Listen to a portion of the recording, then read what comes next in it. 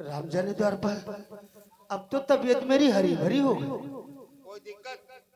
अब तो कोई दिक्कत नहीं। कोई दिक्कत हो नहीं सकती है। रिंगा पिस्टन बोर सब नया पड़ गया। ऐसी बात है क्या? तू कोई डॉक्टर है? हाँ, हम डॉक्टर हैं। तो तुम्हारा क्या नाम है? हमारा नाम है विशेषज्ञ हड्डी वाले डॉक्टर झिटका प्रसाद। विशेषज्ञ हड्डी वाले डॉक्टर झटका प्रसाद। तब तो यार तुम बहुत अच्छे काम के आदमी हो। अब की बार अगर कहीं पंडिताइन को कोई दिक्कत हुई तो हम सीधे तुम्हारे पास लेकर आए।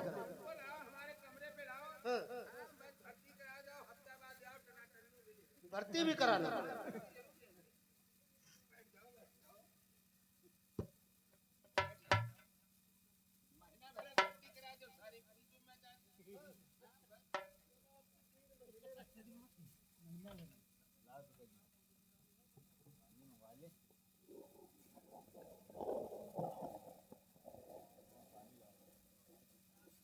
द्वारपाल, ये बतलाओ पुत्री का जन्म कितने समय में हुआ था? बेटी का जन्म हुआ था 3:63 पर। क्या 3:63? हाँ, अरे द्वारपाल, 3:63 नहीं, 4:03 पर हुआ होगा। तुम मौके पर रहो कि हम मौके पर रहो? जवन हमका खबर महलों की झपट्टा काकी ने बताया वहां तो जाना 3:63। तो उन्हें पत्र के हिसाब देखो यार। चलो ठीक है, हम पत्रा के मुताबिक देखिए।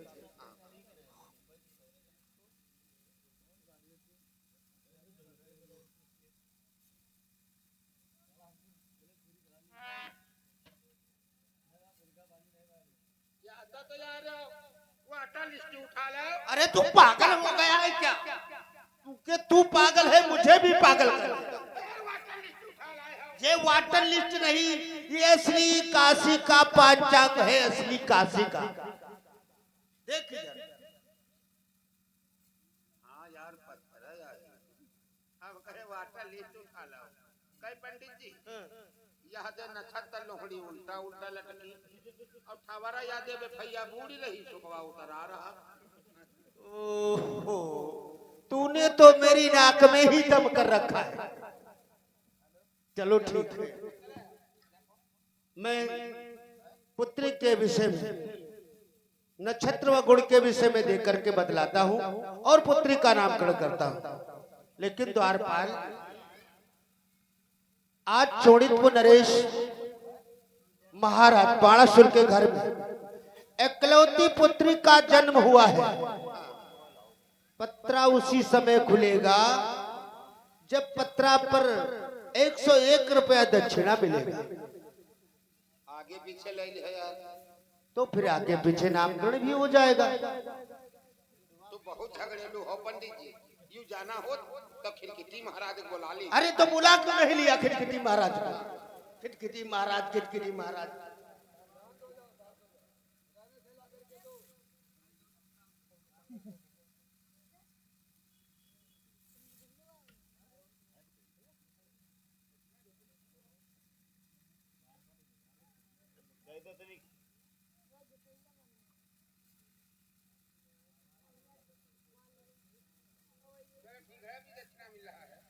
जल्दी लेकर के आओ ना।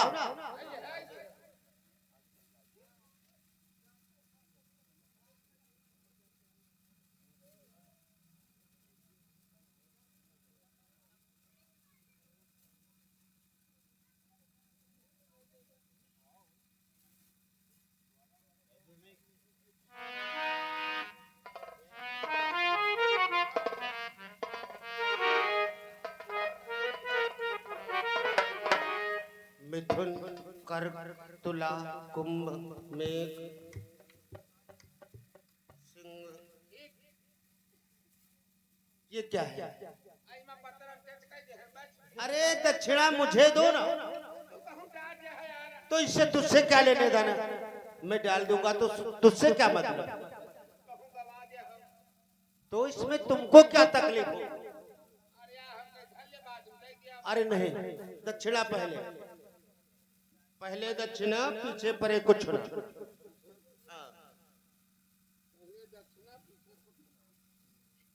द्वारपाल, पुत्री का नाम मिल गया। वो कैसे?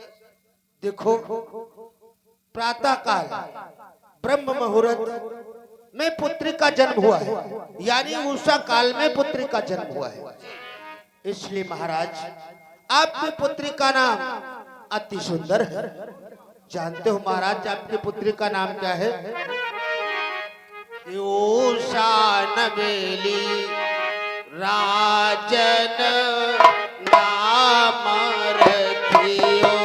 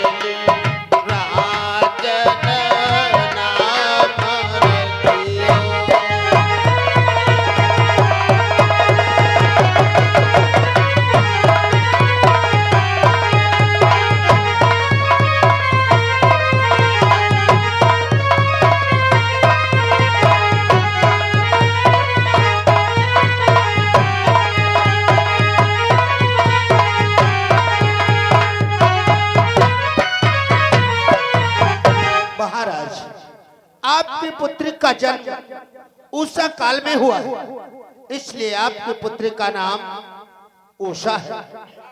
और महाराज ये जो तुम्हारे घर में पुत्री का जन्म हुआ है वो एक देवी का अवतार है।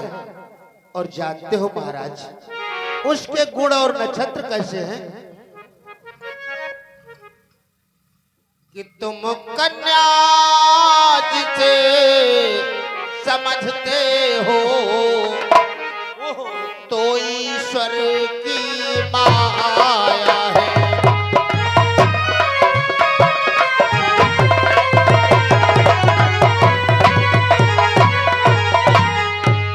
कि तुम कन्या जिसे समझते हो वो तो ईश्वर की माया है। कि पृथ्वी कहा मिटाने को विधान उसे प्रगटाया है।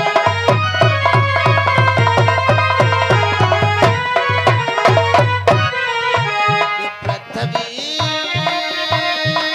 का भार हटाने को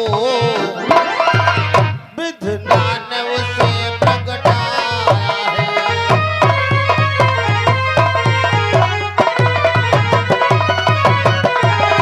महाराज आपकी पुत्री साक्षात देवी का अवतार है और इस पृथ्वी का भार हल्का करने के लिए वो आपके घर में अवतरित हुई।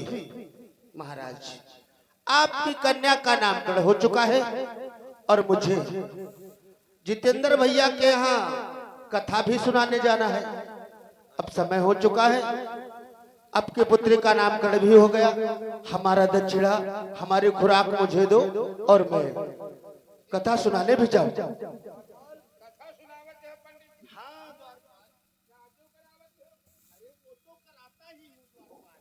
थोड़ा क्यों करावत हो? अरे तुम मूर्ख हो गए। मैं कथा सुनाता हूँ, शादी कराता हूँ, लेकिन छुटौती तो नहीं कराता मैं। करावत हो दूर छटौती नहीं। नहीं। ठीक है आज हमारी खुराक देते। हाँ चलो हमारी खुराक और हमारा दक्षिणा मुझे दो।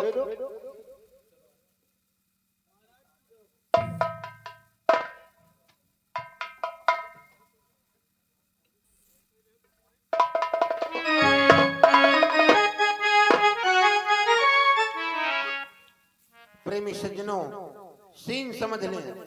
देखिए, भगवान भोलेनाथ की इच्छा अनुसार बाणासुर के घर में एक कन्या का जन्म होता है और महाराज बाणासुर लाला पंडित को बुलवा करके नामकरण करवाया। लाला पंडित पोथी पत्रा के मतानुसार बतलाने लगे कि राजन, इस कन्या का जन्म ब्रह्म मुहूर्त में हुआ है, उषा काल में हुआ है, तो इसलिए इसका नाम उषा ही रख दिया जाए। महाराज बाणासुर ऐसा ही करते हैं, नाम उषा ही रख देते हैं। वही उषा धीरे धीरे धीरे धीरे सयानी होती जा रही है। महाराज बाणासुर दरबार में बैठे हैं, अपनी पुत्री उषा को बुलवाते हैं। आप लोग देखेंगे आगे सीन कहां पे ठहरती है।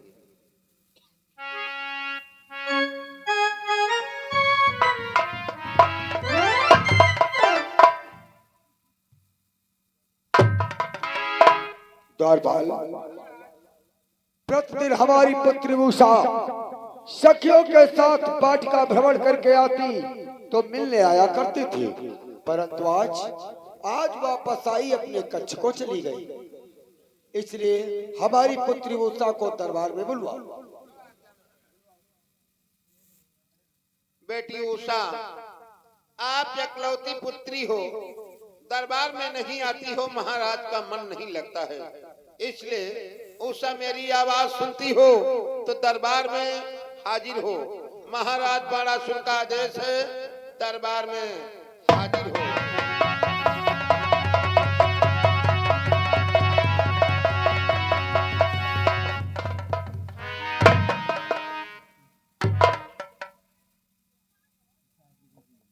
पिताजी, आज दरबार में मुझे किस लिए बुलाया?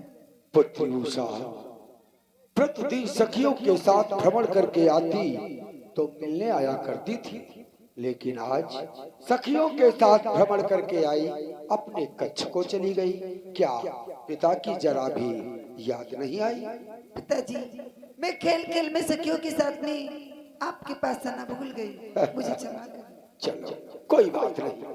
बेटी उषा, हम कुछ आज आपके विचारों को जानना चाहते हैं। इस संसार में मनुष्य को ऊंचा स्थान पाने के लिए मनुष्य के पास विद्या का होना अति आवश्यक है। तो हम विचार यही जानना चाहते हैं, क्या तुम भी विद्या का अध्ययन करना चाहती हो? हाँ पिताजी। पुत्री उषा, तो यहाँ से सीधे कैलाश पर्वत पर जाओ, भगवान भोलेनाथ को प्रणाम करना, तत्पश्चात मेरा भी नमन कहना। उसी कैलाश पर रुककर भगवान भोलेनाथ से वेदों का अध्ययन और माता पार्वती से संगीत का अध्ययन करो पुत्री।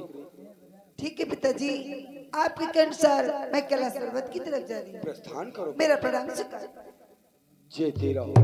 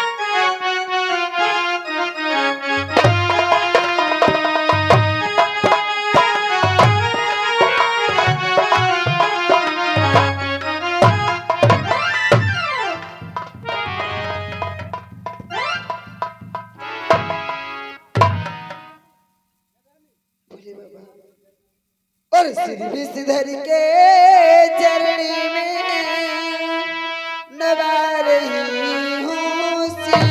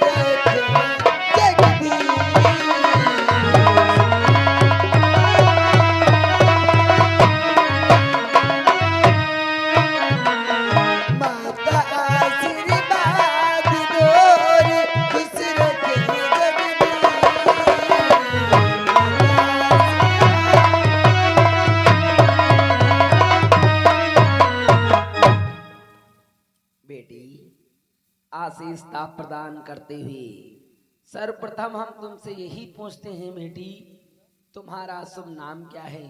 तुम कहाँ की रहने वाली हो बेटी? बोले बाबा, मैं सोनितपुर रहने वाली वाणासुर की इकलौती पुत्री, मेरा नाम उषा है। सर्वप्रथम वाणासुर का बोले बाबा माता पार्वती की चरणों में सतत नमन प्रणाम स्वीकार। हम अपने भक्तराज के लिए आशीर्वाद प्रदान करते हैं, तो ये प्रकट कीजिए बेटी, कैलाश पर्वत पर आने का क्या कारण है बेटी? बोले बाबा, अपने पिताजी की आज्ञा अनुसार वो अपनी इच्छा अनुसार मैं आपके पास विद्या अध्ययन करने के लिए आई। ये तो अति उत्तम विचार है। आओ बेटी, हम तुम्हें शिक्षा अवश्य अध्ययन करवाएंगे। आसन को ग्रहण कीजिए।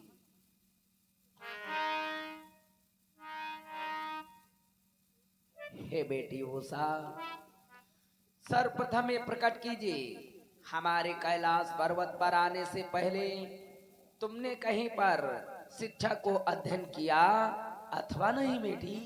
बोले बाबा, पास के गुरुकुल में मैंने शिक्षा अध्ययन किया है। तब तो तुम्हें काफी अनुभव भी हो गया होगा बेटी। तो ये बतला दीजिए, विवेकशील विद्यार्थियों में कितने प्रकार के लक्षण पाए जाते हैं? बोले बाबा, मुझे नहीं ज्ञात लक्षण कितने प्रकार के होते हैं। तुम्हारे गुरु महाराज ने तुम्हें विद्यार्थियों के लक्षण नहीं बतलाए? नहीं पता है। कोई बात नहीं बेटी, हमारे पास आई हो, हम तुम्हें हर प्रकार से शिक्षा का अध्ययन करवाएंगे बेटी। विवेकशील विद्यार्थियों में 5 प्रकार के लक्षण पाए जाते हैं। 5 प्रकार के, परंतु वो कौन से हैं बोले बाबा? हम तुम्हें बतलाते हैं बेटी। विवेकशील विद्यार्थियों में 5 प्रकार के लक्षण हैं। काक चेष्टा, बकोध्यानम, स्वान निद्रा, तथ्योचा, अल्पाहारी, गृहस्थ त्यागी, विद्यार्थी, पंचलक्षण। बोले बाबा, मुझे संस्कृत का ज्ञान नहीं है, आप इसे हिंदी में अनुवाद करके बताएं। संस्कृत्याम देवम वाणी अस्ति, संस्कृत ही देवताओं की भाषा है बेटी। अगर तुम्हें संस्कृत का ज्ञान नहीं है तो कोई बात नहीं, हम तुम्हें संस्कृत का हिंदी अनुवाद करके समझाते हैं। काक चेष्टा, काग हिंदी में कौवे को कहते हैं। प्रत्येक विद्यार्थी को कावे की तरह चेष्टा रखनी चाहिए, चतुर व चालाक होना चाहिए। बकोध्यानम, बगुले की तरह अपनी दृष्टि अपने विद्या अध्ययन पुस्तक पर लगानी चाहिए, जैसे कि बगुला अपनी दृष्टि शिकार पर देता है। स्वान निद्रा, स्वान जानती हो बेटी किसे कहते हैं? किसे कहते हैं? कि स्वावती झटी जागत तुरते, स्वामी भक्त बलिवान।